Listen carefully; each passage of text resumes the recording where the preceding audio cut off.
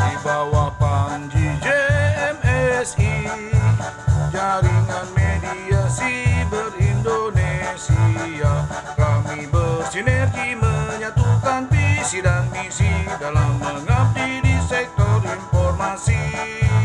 Di bawah Panji JMSI, Jaringan Media Siber Indonesia, membangun ekosistem industri media siber berajas Pancasila dan Undang-Undang Dasar 45. Jaringan Media Siber Indonesia akan terus melaju, berpacu bersama mitra dalam berusaha dan berkarya, melestarikan citra dan marwah bangsa. Jayalah JMSI, jayalah Jaringan Media Siber Indonesia.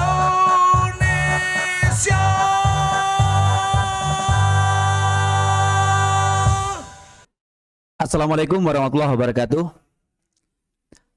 Selamat sore kawan Jaringan Media Siber Indonesia. Kembali lagi kita akan berdiskusi. Dari tadi pagi ada sesi 1, sesi 2, kemudian sesi 3, sesi 4, dan hari ini sesi 5, dan ini menjadi sesi penutup kawan-kawan. Sangat terhormat sekali kita akan berdiskusi 1 jam ke depan bersama Ketua Komisi Pemberantasan Korupsi, Komjen Firly Bahuri. Sebelum kita diskusi, kawan-kawan, kita sapa terlebih dahulu. Selamat sore, Komjen Firly. Selamat sore.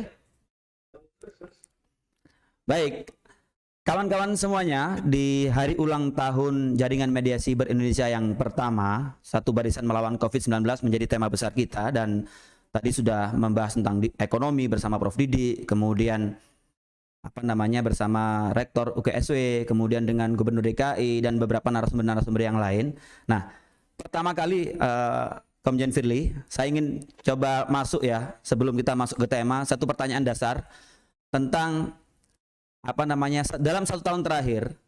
Kalau kita lihat kan pada saat fit and proper test, Komjen Firly menyampaikan beberapa hal. Kita ingin tahu terlebih dahulu apa sih yang sudah direncanakan ketika menjelang dilantik sebagai Ketua KPK, kemudian yang sudah dilaksanakan. Ini sepertinya kita perlu mendapatkan informasi terkait apa yang sudah direncanakan dan sudah dilakukan dalam 1 tahun terakhir ini. Kalau kita ingatkan Desember 2020 ya, Desember 2019 waktu dilantik. Dipersilakan Komjen Firly. Ya, saya dikasih berapa menit ini? Yang kita sediakan sampai jam 16.00, jam 4 sore. Oh, sampai jam 16.00. Baik, terima kasih. Assalamualaikum warahmatullahi wabarakatuh. Selamat siang dan salam sejahtera untuk kita sekalian. Om Swastiastu, Salam, Namo Buddhaya, Salam Kebajikan. Salam, dan khusus rekan-rekan semua yang saya cintai dan saya banggakan dimanapun rekan-rekan berada.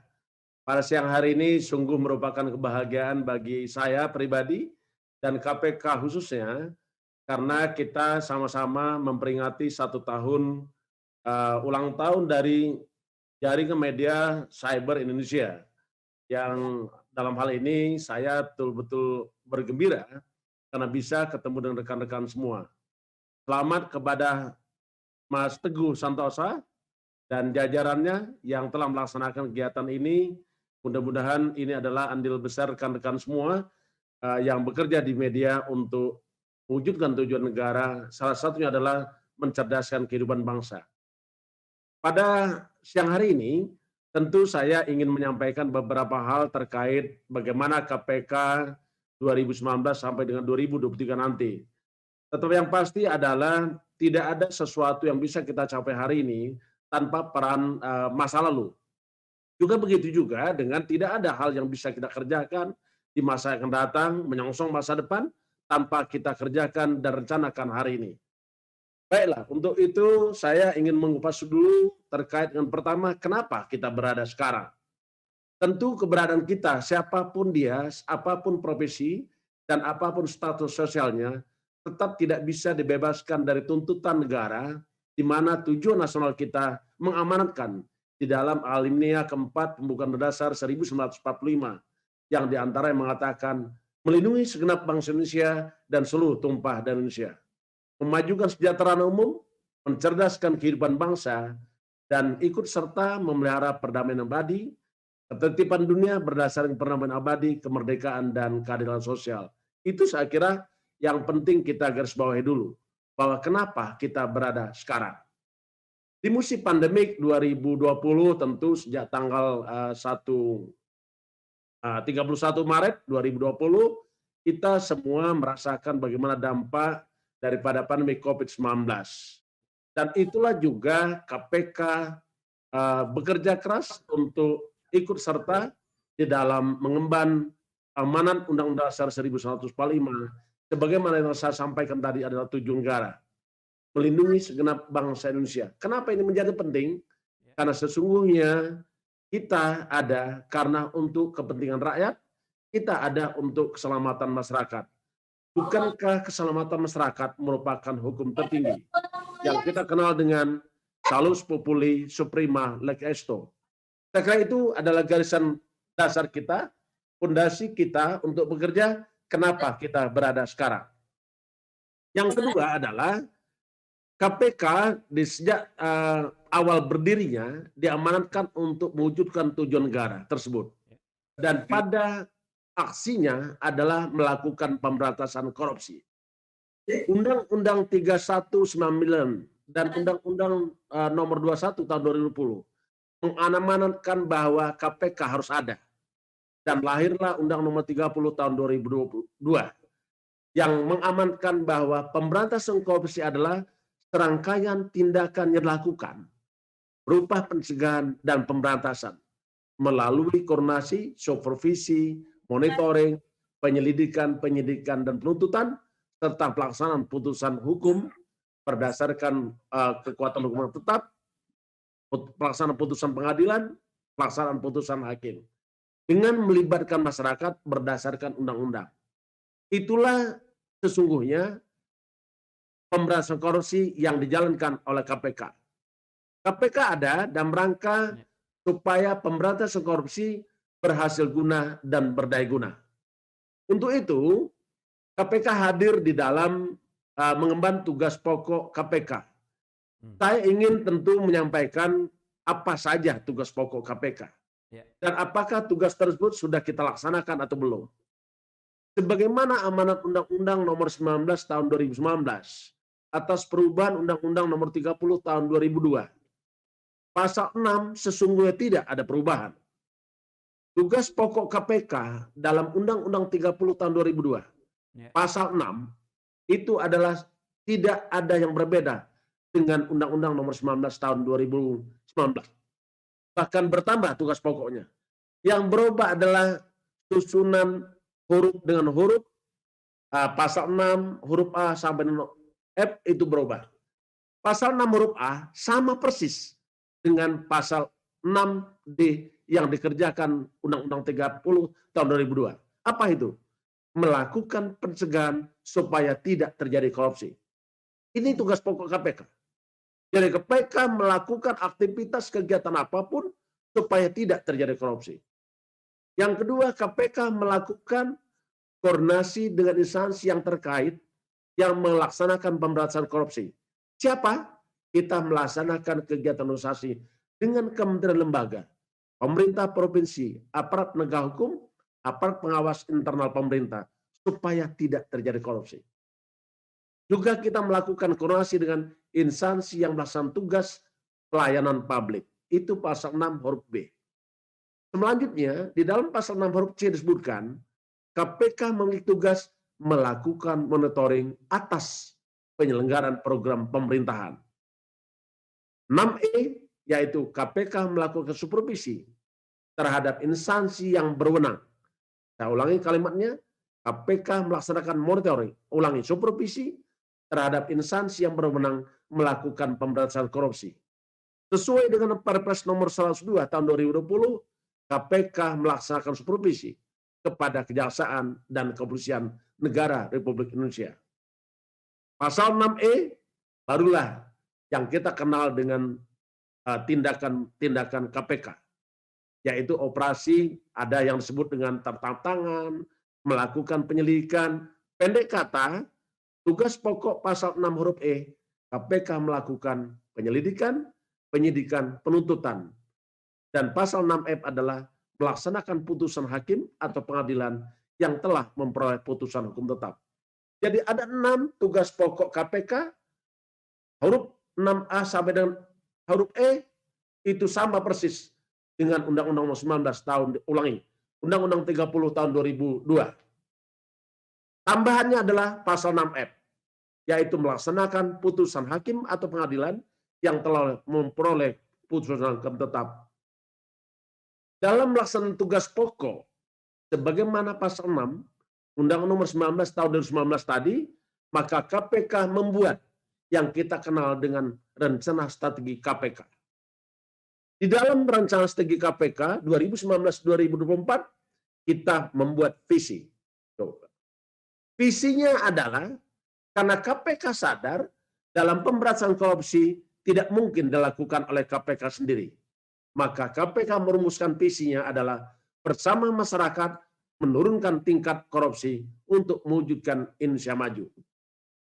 Kalau kita berbicara dengan bersama masyarakat menurunkan tingkat korupsi, setidak-tidaknya ada 3 hal yang dilakukan. Yang pertama adalah kita ingin membangun integritas kepada penyelenggara negara, aparatur negara, dan semua pihak yang melaksanakan tugas-tugas negara supaya tidak melakukan korupsi. Karena sesungguhnya korupsi itu terjadi, salah satu sebabnya adalah lack of integrity. Maka kita harus tingkatkan integritasnya. Yang kedua, kalau kita ingin menurunkan tingkat korupsi, maka kita juga harus melakukan yang kita kenal dengan melakukan pencegahan melalui pendekatan pendidikan masyarakat. Yang ketiga adalah kita melakukan pencegahan dengan cara perbaikan sistem. Yang keempat adalah kita melakukan pemberantasan korupsi dengan cara penindakan. Sehingga visi KPK ada 4 yang kita laksanakan dalam pelaksanaan tugas KPK 2019 sampai dengan 2020. Tentu kami sangat memahami bahwa pemberantasan korupsi ini harus kita lakukan bersama-sama rakyat. Tidak boleh ada satu pihak pun yang lepas dari tanggung jawab pemberantasan korupsi. Kenapa? Karena korupsi tidak hanya merupakan kejahatan melawan hukum. Tidak hanya merupakan kejahatan yang merugikan keuangan negara. Tidak hanya sekedar kejahatan yang merugikan perekonomian negara. Tapi jauh dari itu, tindak pidana korupsi telah merampas hak-hak asasi manusia. Merampas hak-hak kita semua. Karenanya, semua masyarakat harus kita libatkan dalam pemberantasan korupsi. Karena sesungguhnya, fakta menunjukkan banyak tujuan-tujuan negara tidak bisa terwujud. Tidak bisa kita wujudkan kalau korupsi itu ada. Karenanya kami, seluruh insan KPK, bersama-sama masyarakat, bekerja keras untuk melakukan pemberantasan korupsi. Dalam periode kepemimpinan 2019-2024, KPK mengedepankan 5 fokus area yang kita kerjakan dalam rangka pemberantasan korupsi. Apa saja 5 fokus area? Yang pertama adalah tindak pidana korupsi yang berkaitan dengan sumber daya alam. Yang kedua adalah tindak pidana korupsi yang berkaitan dengan bisnis, baik itu tata niaga maupun perizinan. Yang ketiga adalah tindak pidana korupsi yang melibatkan partai politik maupun kegiatan-kegiatan politik. Yang keempat, korupsi yang kita tangani adalah korupsi yang berkaitan dengan penegakan hukum. Yang kelima adalah korupsi yang berkaitan dengan pelayanan publik. 5 kegiatan area fokus KPK ini kita sumbangkan di dalam mendukung terwujudnya tujuan negara melalui kebijakan-kebijakan yang diterapkan oleh pemerintah Republik Indonesia, dalam hal ini Presiden Republik Indonesia Insinyur Joko Widodo dan Maruf Amin dalam periode kepemimpinan ke depan. Bapak, Ibu-ibu sekalian dan rekan-rekan semua yang saya hormati, apa yang harus dilakukan dalam pemberantasan korupsi? Kemarin saya baca dari hasil penelitian atau survei yang dilakukan oleh kawan kita kedai kopi. Dia menyampaikan bahwa pemberantasan korupsi itu baik kalau banyak para korupsi tertangkap. Itu angkanya kurang lebih 50,7%. Sementara ada juga yang berpendapat pemberantasan korupsi atau KPK itu lebih baik kalau tidak terjadi korupsi. Angkanya 48,7%. Kira-kira begitu. Dan hasil survei tersebut masih menunjukkan bahwa KPK sampai hari ini masih diberikan kepercayaan untuk melakukan pemberantasan korupsi secara efektif. Bahkan hasil surveinya menyebutkan bahwa KPK berada di rata 6,90 atau nomor urut 3 setelah TNI dan Presiden. Tetapi dari tingkat kepercayaan, KPK memperoleh angka kepercayaan 85,8%.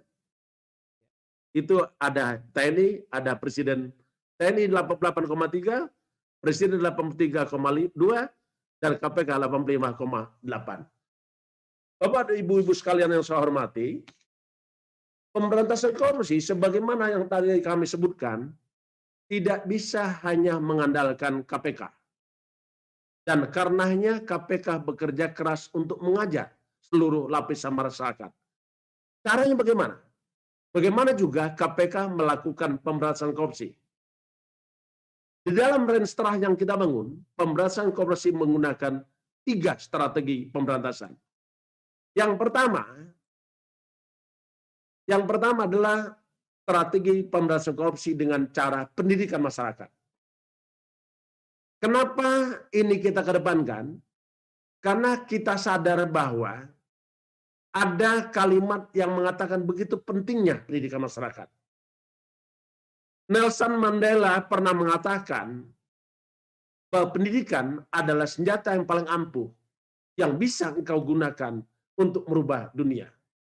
Karenanya kami betul-betul ingin bekerja keras melakukan pendidikan masyarakat. Kenapa pula pendidikan masyarakat ini menjadi penting?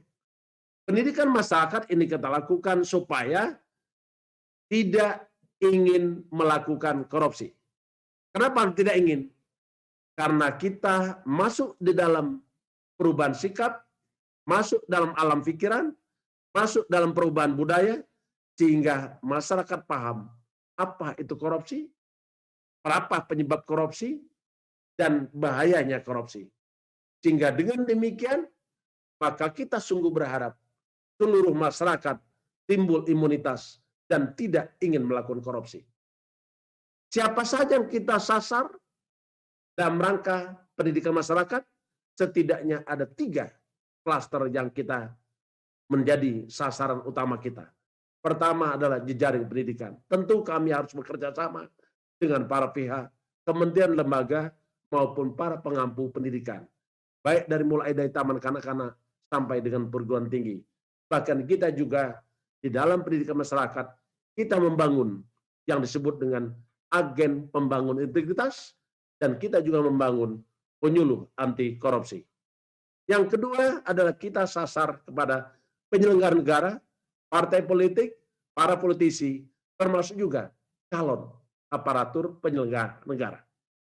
Yang ketiga adalah kita sasar badan usaha milik negara, baik itu daerah maupun swasta. Itulah kita ingin bahwa pendidikan masyarakat itu nanti bisa membuat orang tidak ingin melakukan korupsi. Selanjutnya pendekatan atau strategi pencegahan korupsi. Sebagaimana hasil kajian KPK, bahwa korupsi itu ada disebabkan dengan adanya sistem. Apakah sistem itu buruk, sistem itu gagal, atau sistem lemah. Maka KPK hadir dalam rangka perbaikan sistem, baik sistem di berbagai bidang yang terkait dengan kehidupan orang banyak. Antara lain sistem perizinan usaha, sistem politik, dan lain-lain sebagainya, termasuk juga dengan sistem tata niaga. Kenapa ini kita lakukan? Dengan perbaikan sistem, maka tidak muncul atau tidak ada kesempatan atau peluang untuk orang melakukan korupsi. Yang terakhir, KPK tetap mengedepankan penindakan yang tegas, proporsional, sesuai dengan ketentuan hukum yang berlaku. Tidak ada ruang bagi para koruptor. Kita sudah lakukan upaya pendidikan masyarakat, kita sudah lakukan upaya pencegahan, terakhir tetap kita juga bersama-samaan melakukan upaya penindakan. Supaya orang takut untuk melakukan korupsi, supaya timbul efek jerah terhadap para korupsi. Kita lihat bagaimana kami menjalankan 3 strategi pemberantasan korupsi tersebut. Kuning. Nah, di 3 strategi ini kami memang menggunakan tagline. Misalnya, di dalam pendidikan masyarakat kita ingin integritas tinggi, tak mau korupsi. Dengan cara perbaikan sistem, kita tutup celah karena sistem tak bisa dikorupsi. Pendekatan dengan cara penindakan untuk memunculkan efek jerah supaya orang tidak melakukan korupsi. Jerah dan takut untuk korupsi. Ini yang kira-kira kami lakukan di dalam 2020 ini sampai dengan tahun 2024. Selanjutnya, kami ingin sampaikan juga kepada rekan-rekan apa saja yang dikerjakan oleh KPK 2020. Kami sangat sadar bahwa kondisi pandemik tentulah tidak leluasa daripada tahun-tahun sebelumnya. Tetapi bukan berarti KPK harus berpasrah, harus berpangku tangan, tidak melakukan apa-apa. Kita tetap menggunakan dengan 3 strategi pendekatan. Pendidikan masyarakat, pencegahan, maupun penindakan. Apa yang kita lakukan? Antara lain, di bidang pencegahan tindak pidana korupsi. KPK dengan menggunakan 8 monitoring pencegahan korupsi, atau kita kenal dengan monitoring Center for Prevention, setidaknya ada 8 area yang kita sasar. Yang pertama adalah tentang terkait dengan bagaimana kita bisa penguatan pandemik itu. Itu sudah ada itu. 15. Penguatan pengawas internal pemerintah, itu kita kerjakan. Manajemen ASN kita kerjakan. Tata kelola dana desa kita kerjakan. Optimalisasi pendapatan daerah kita kerjakan. Manajemen aset daerah kita lakukan. Pengaturan perizinan kita lakukan koordinasi, supervisi, dan perbaikan. Monitoring terkait dengan pengadaan barang jasa di kementerian lembaga pemerintah provinsi. Dan kita juga intervensi terkait dengan perencanaan dan penganggaran APBD, termasuk juga sampai dengan anggaran kementerian dan lembaga. Pendek kata, 8 program ini kita kerjakan supaya tidak terjadi peluang korupsi, dan yang juga kita lakukan hasilnya apa dari operasi atau kegiatan pencegahan. Setidak-tidaknya kita di dalam rangka pencegahan kita bisa menyelamatkan 1 dari kajian. Dari kegiatan pengkajian KPK, karena KPK tadi sebagaimana saya sampaikan, di pasal 6 huruf C melakukan monitoring atas penyelenggaraan program pemerintah. Maka KPK dan pelaksana tugasnya melakukan telah penelitian, pengkajian, dan memberikan rekomendasi untuk perbaikan. Potensi yang bisa kita selamatkan setidak-tidaknya 652,8 miliar. Ini tahun 2020. Selanjutnya, di proses yang terkait dengan penyelamatan potensi kerugian keuangan negara dari aset pemerintah daerah, dari penambahan nilai aset, pemulihan penertiban aset, penertiban prasarana, fasilitas maupun fasilitas sosial maupun fasilitas umum.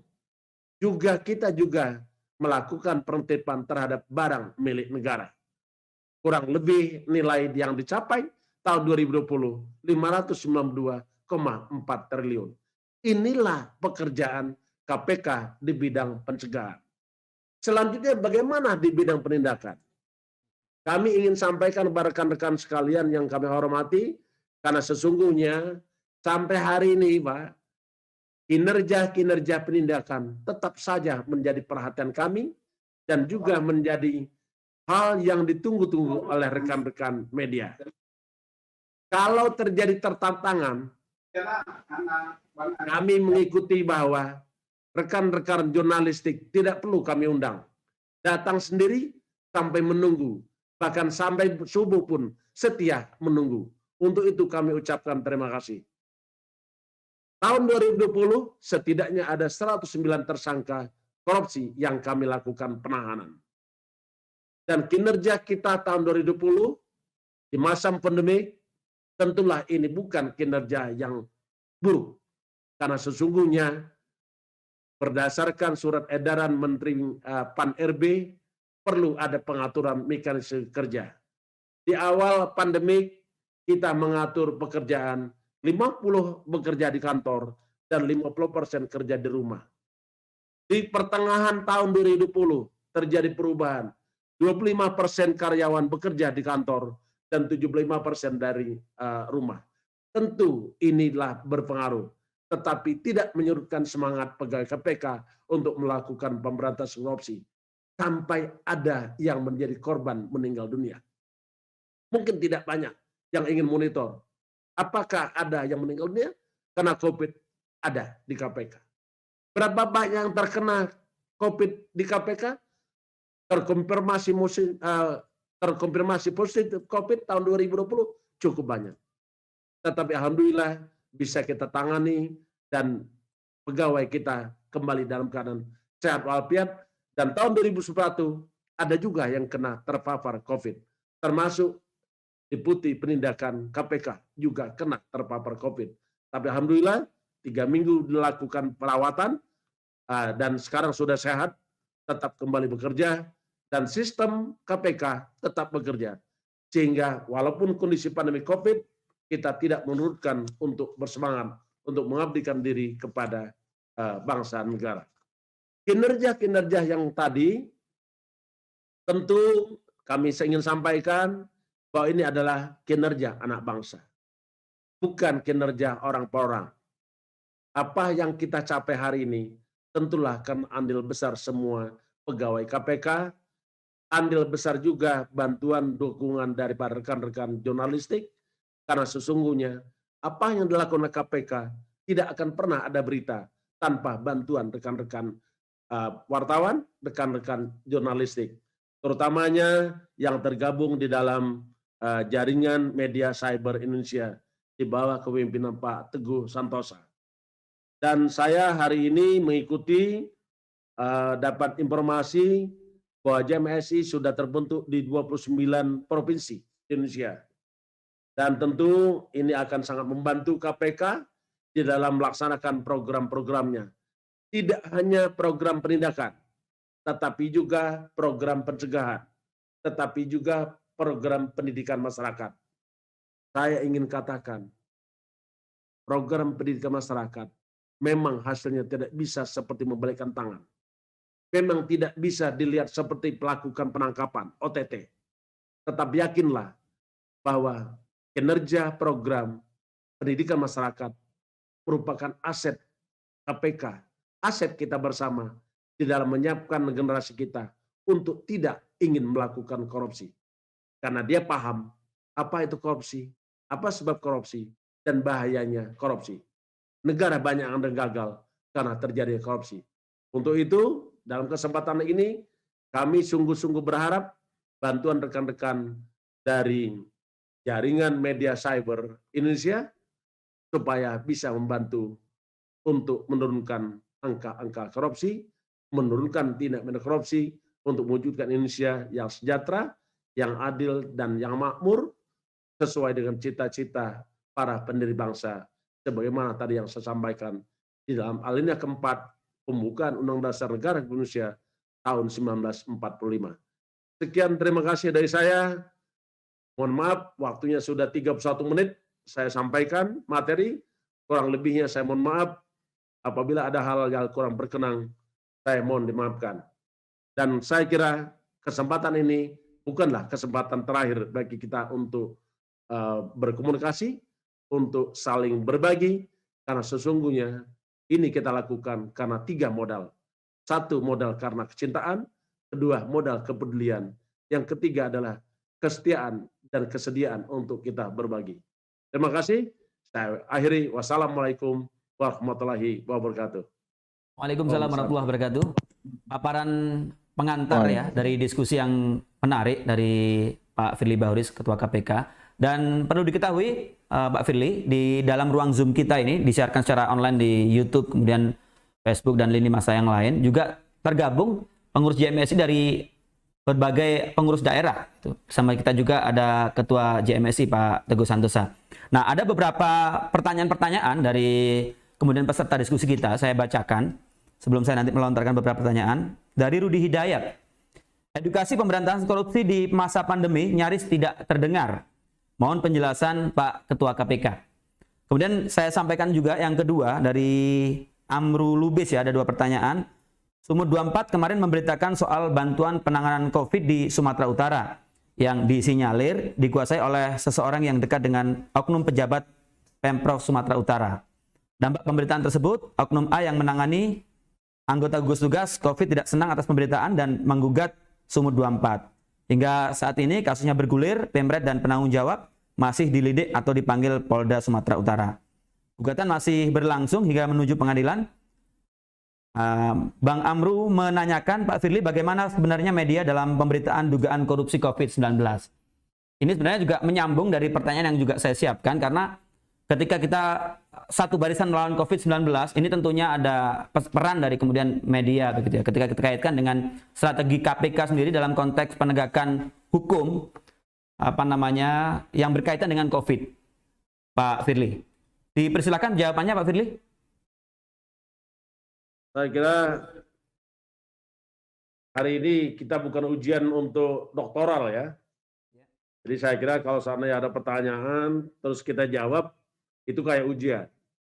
Tapi kita tentu ini adalah sarana untuk sharing informasi apa yang ingin rekan-rekan ketahui dari KPK.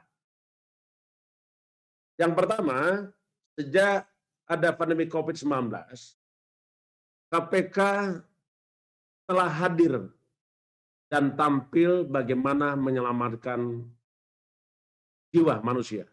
Saya ingat betul, pada tanggal 23 Maret, saya langsung berhubungan dengan Kepala BPKP, Kepala Badan Penanggulangan Bencana Alam, dengan Kementerian Kesehatan. Kenapa saya langsung berhubungan komunikasi? Karena saya paham bagaimana kita bisa menyelamatkan jiwa manusia yang terancam karena COVID-19. Juga kita ingin menyelamatkan tenaga-tenaga dokter dan tenaga kesehatan kita. Sementara pada saat yang sama, kita tidak memiliki alat pelindung diri atau APD. Semuanya hanya berteriak, banyak korban berjatuhan.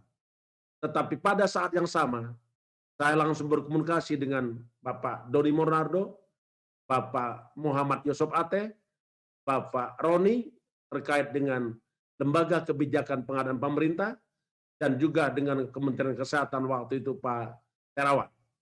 Apa yang kami rumuskan? Kita rumuskan adalah bagaimana kita bisa membuat aturan yang sederhana, tetapi bisa menyelamatkan seluruh jiwa manusia, dan kita tidak termasuk orang-orang yang masuk dalam perkara-perkara atau bermasalah dengan hukum. Waktu itu kami langsung keluarkan surat edaran KPK. Karena kementerian lembaga ingin mendengar bagaimana sikap KPK terkait dengan menghadapi pandemi COVID-19. Surat edaran yang pertama kami keluarkan adalah surat edaran nomor 8 tahun 2020, 2020 betul? Tanggal 2 April 2020. Yang isinya adalah tata cara pengadaan barang jasa dalam keadaan kondisi khusus karena memang kondisi pandemi COVID perlu percepatan penanganan. Di samping itu, kami juga berkoordinasi dengan para kementerian lembaga. Setidaknya ada 9 program yang dicanangkan oleh pemerintah terkait dengan penanganan pandemi COVID-19. Dengan berpayung hukum kepada peraturan pemerintah pengganti Undang-Undang Perpu Nomor 1 tahun 2020 yang telah diundangkan dengan Undang-Undang Nomor 2 tahun 2020. Ada beberapa hal yang kami sikapi di sana. Setiap program kita lakukan kajian. Di samping pelaksanaan pengadaan barang jasa, kami juga masuk intervensi terkait dengan bagaimana pengelolaan dana bantuan dari pihak ketiga kepada pemerintah dalam penanganan pandemi COVID-19. Kami pun membuat surat edaran.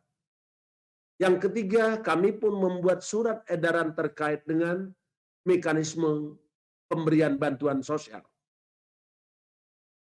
Pemberian bantuan sosial yang dilakukan ada yang terjadi dalam Jabodetabek dan ada yang di luar Jabodetabek. Mulai dari bulan April 2020 yang lalu sampai dengan bulan Juli 2020, bantuan sosial kepada rakyat berupa uang tunai untuk yang di luar Jabodetabek. Besarannya 600.000 per kakak penerima sesuai dengan data terpadu kesejahteraan sosial.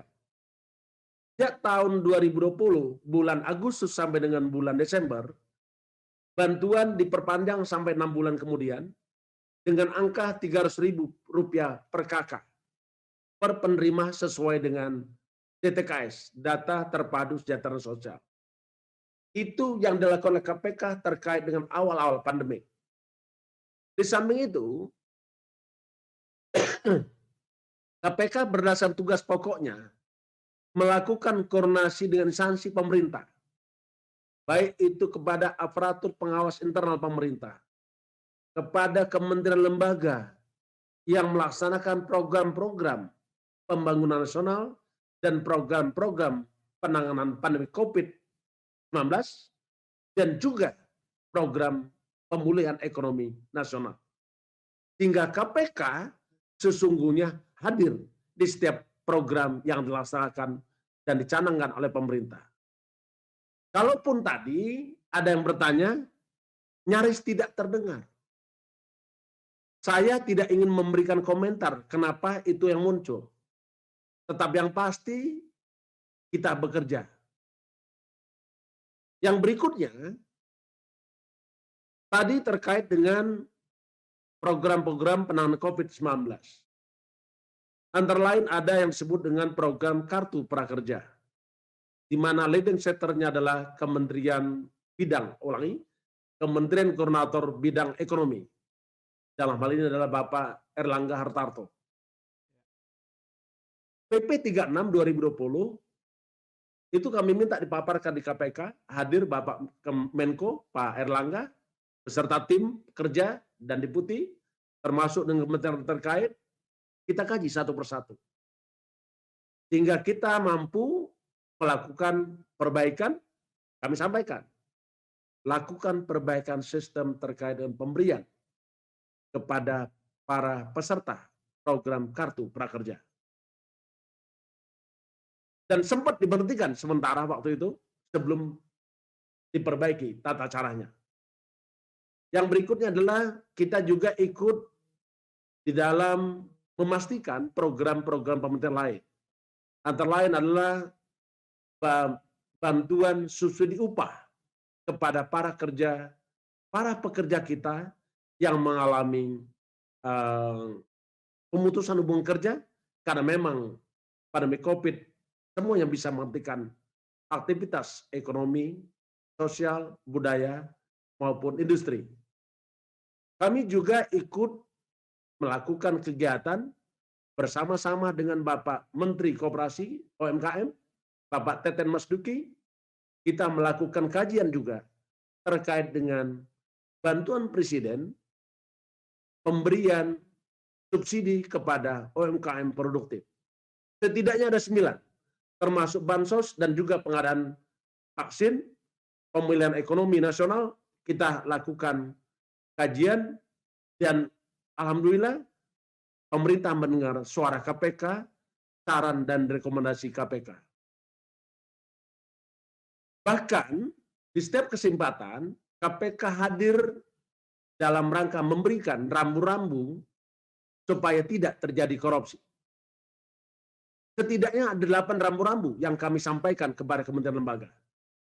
Jadi para menteri yang tertangkap kemarin adalah para menteri yang melanggar rambu-rambu itu. Coba tayangkan 8 rambu-rambu.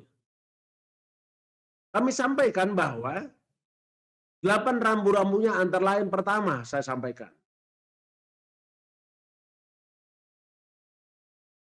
Pertama saya sampaikan, di dalam penanganan pandemi COVID-19 dan pemulihan ekonomi nasional, tidak boleh melanggar 8 rambu-rambu. Silakan melakukan program kegiatan apa saja, yang penting tidak melanggar 8 rambu-rambu. 1, saya bilang, tidak melakukan persekongkolan untuk melakukan korupsi. Kedua, tidak menerima atau memperoleh kickback. Dari berapa besar anggaran program, terus programnya dikerjakan, ada prestasinya, tetapi setelah dilakukan program tersebut, ada uang kembali kepada pemberi program. Ini tidak boleh dilakukan. Yang ketiga, saya bilang tidak boleh ada unsur penyuapan.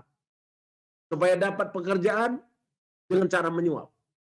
Baik sebelum mendapat pekerjaan maupun setelah melakukan pekerjaan. Atau setelah pekerjaan selesai. Yang keempat adalah tidak mengandung unsur gratifikasi. Yang kelima, tidak ada benturan kepentingan. Yang keenam, tidak mengandung unsur kecurangan ataupun maladministrasi. Yang ketujuh, tidak ada niat jahat untuk memanfaatkan kondisi darurat. Yang kedelapan, kami sampaikan, jangan pernah ada pembiaran terhadap terjadinya tindak pidana korupsi. Jadi 8 rambu-rambu ini sudah kami sampaikan, Pak. Jadi kalau ada para pemimpin kementerian lembaga, pemerintah daerah yang melakukan pelanggaran terhadap 8 rambu tadi, Pak, dan telah terjadi suatu tindak pidana, tentu kami bekerja secara profesional, akuntabel, kepastian hukum, transparan, dan tetap menjunjung tinggi hak asasi manusia. Kita juga tetap mengedepankan praduga tak bersalah. Kita juga mengusung prinsip-prinsip peradilan pidana. Antara lain adalah persamaan hak di muka hukum. Dan kita juga melaksanakan prinsip the sunrise and the sunset principle. Ketika orang dikatakan sebagai tersangka, maka segera dilakukan pemeriksaan dan segera diajukan ke peradilan. Jadi kami tidak ingin bermain dalam penetapan tersangka. Hari ini ditetapkan, lama sekali gitu, tidak pernah ujungnya kemana. Bahkan ada juga yang berulang tahun, sampai hari ini mohon maaf Pak, ada perkara yang berulang tahun sampai 6 tahun, tersangka sudah diumumkan 6 tahun yang lalu. Sampai hari ini kita belum mampu mengajukan. Tentu kami tidak ingin mengulang kesalahan yang sama, kalau itu dianggap kesalahan. Tetapi yang pasti, KPK bekerja dengan kepastian hukum. Menimbulkan rasa keadilan dan menimbulkan kemanfaatan.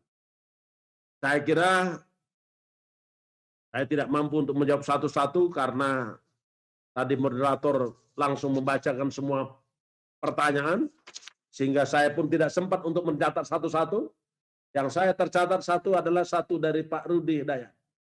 Ini yang tertangkap oleh saya, tetapi kalau seandainya masih ada hal yang ingin diketahui dari KPK, silakan Pak dikonfirmasi kepada KPK. Pak Firly, pertanyaan yang kedua tadi adalah soal kasus yang kemudian berkaitan dengan penanganan COVID di Sumatera Utara.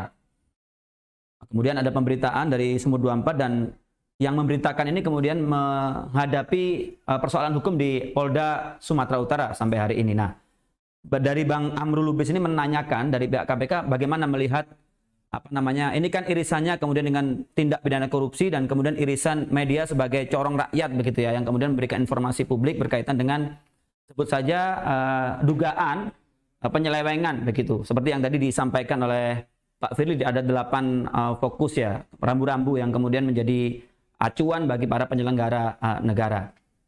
Pak Firly.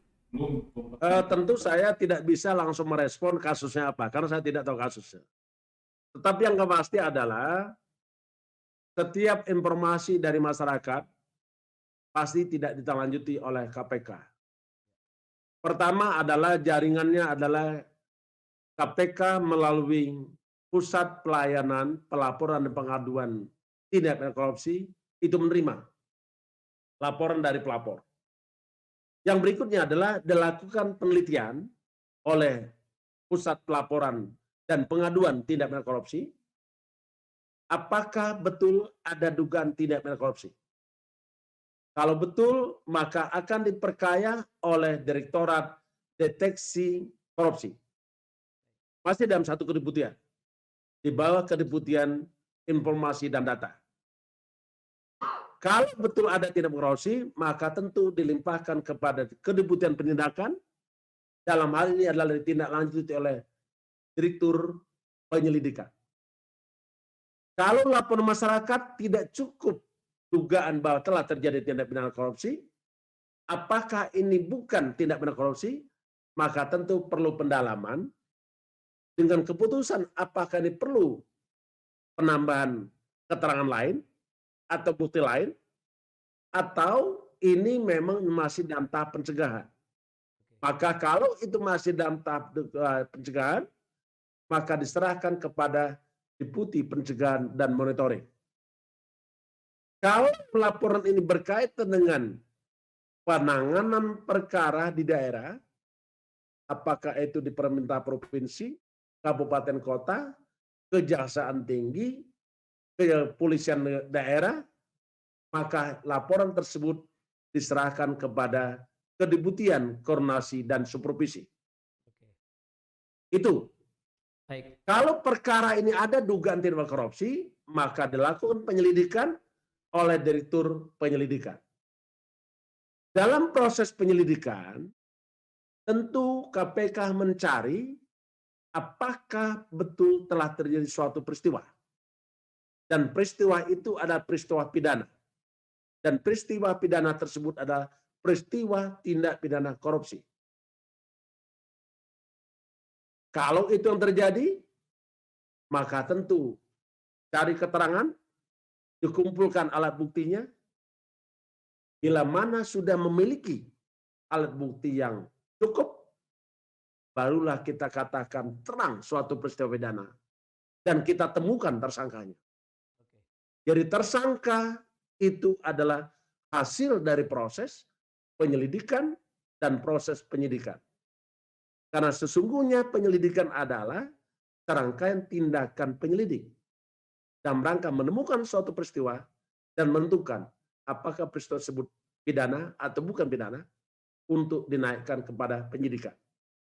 Penyidikan adalah serangkaian tindakan penyidik sebagaimana diatur oleh undang-undang dalam rangka mengumpulkan transaksi dan mengumpulkan barang bukti guna membuat terangnya suatu perkara pidana dan kita temukan tersangkanya.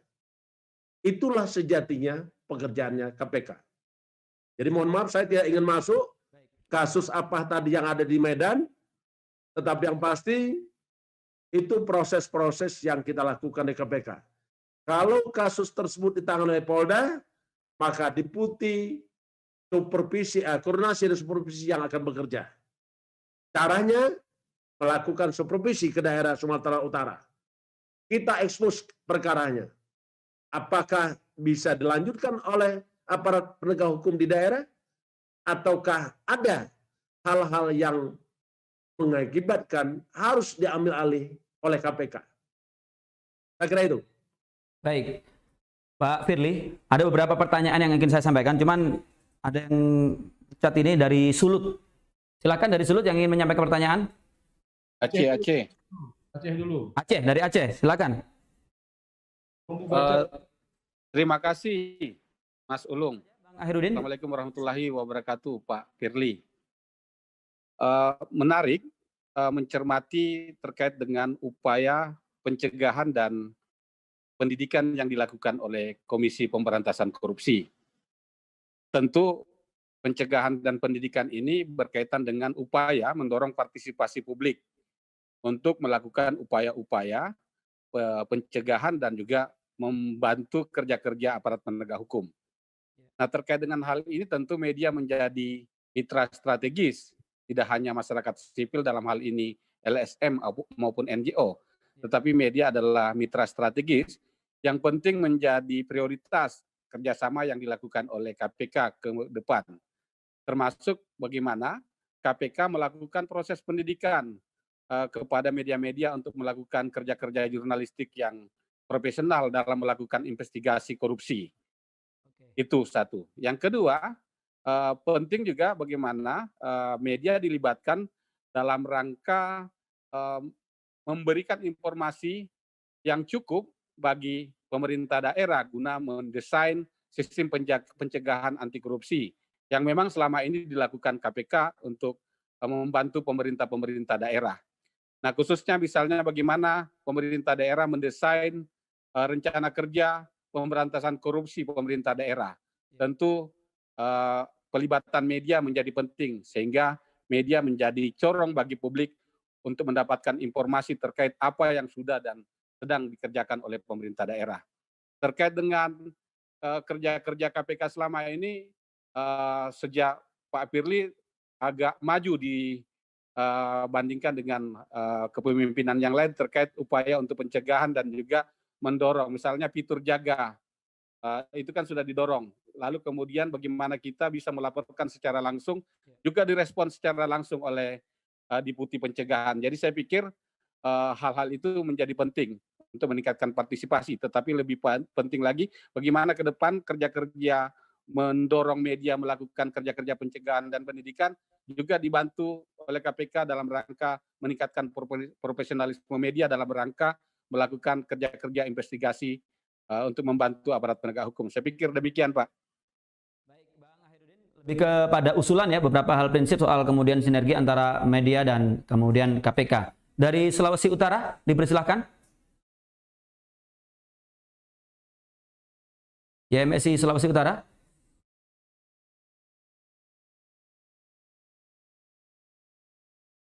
Oke, kita lanjut saja. Pak Firly, saya ingin bertanya ini soal, karena kalau kita melihat pernyataan dari Menko Polhukam, ya. Lalu kita jawab dulu yang Aceh ini. Ya, kita jawab dulu yang Aceh ya. Sepakat ya? Ya. Oke, baik, makasih. Terima kasih, tadi tidak dikenalkan namanya, tetapi yang pasti adalah tadi rekan-rekan yang dari Aceh menyampaikan bahwa jurnalistik atau wartawan atau media disebutkan sebagai mitra strategis. Terima kasih atas pendapat tersebut. Tetapi yang pasti, saya hadir, mungkin rekan-rekan juga bisa maknai. Kenapa saya hadir? Karena saya paham bahwa peran sentral media dalam pemberantasan korupsi, sehingga saya hadir. Sepakat ya? Yang pertama. Yang kedua, kalau tadi terkait dengan permintaan bagaimana supaya rekan-rekan media bisa memiliki pemahaman materi terkait dengan korupsi. KPK melalui Kedeputian Pendidikan Masyarakat ada salah satu direktur yang kita sebut dengan Pusat Pendidikan Anti Korupsi. Tugasnya adalah satu, memperbanyak pihak-pihak yang menjadi penyuluh anti korupsi. Kita juga ingin mengembangkan pihak-pihak yang bisa berkontribusi sebagai agen pembangun integritas. Karena ini adalah salah satu program yang kita kembangkan di dalam Pusat Pendidikan dan Latihan Anti Korupsi.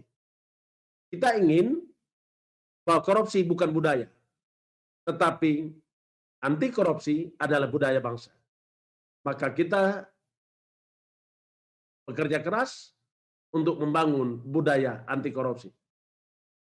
Yang berikutnya, fitur-fitur aplikasi yang dibuat oleh KPK Antara lain adalah Jaga, dan di dalamnya ada yang disebut dengan Jaga Bansos. Sejak digulirkan aplikasi Jaga Bansos, kita menerima pelaporan dari masyarakat.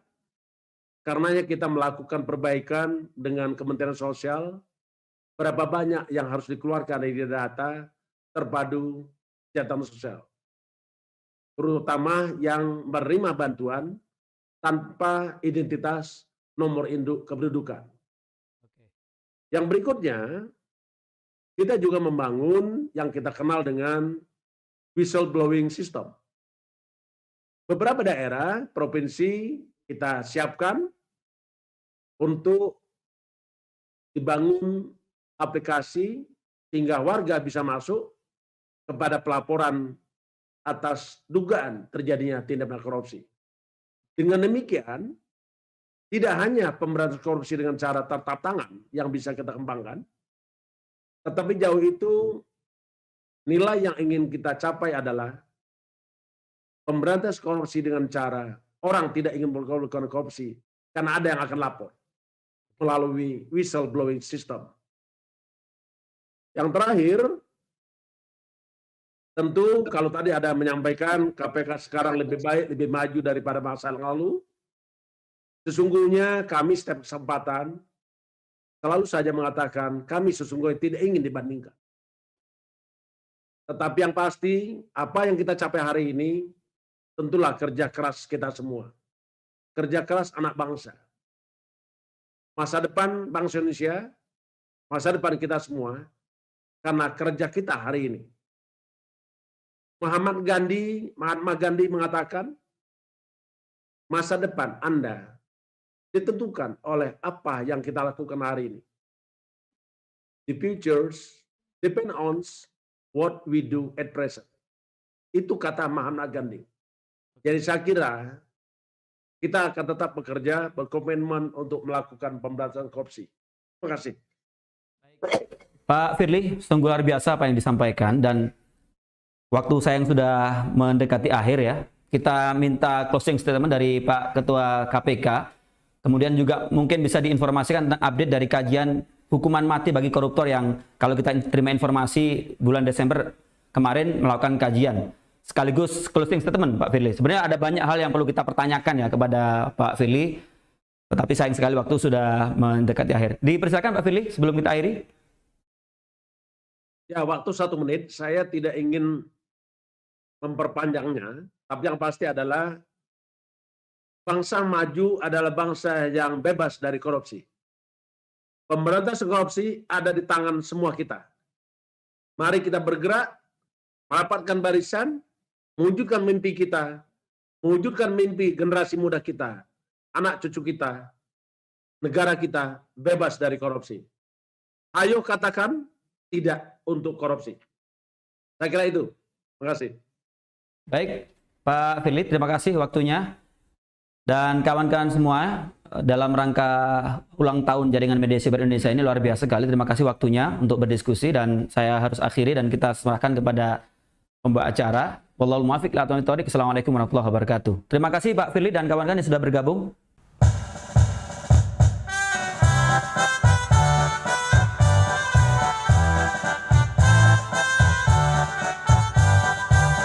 Di bawah panji JMSI, Jaringan Media Siber Indonesia, kami bersinergi menyatukan visi dan misi dalam mengabdi di sektor informasi.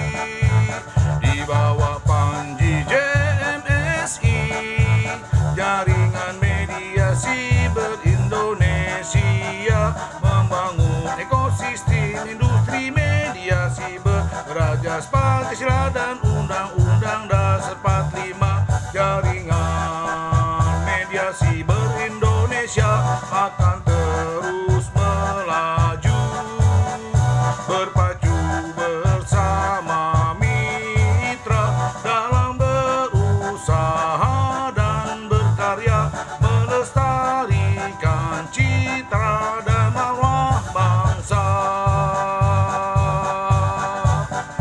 Jayalah JMSI, jayalah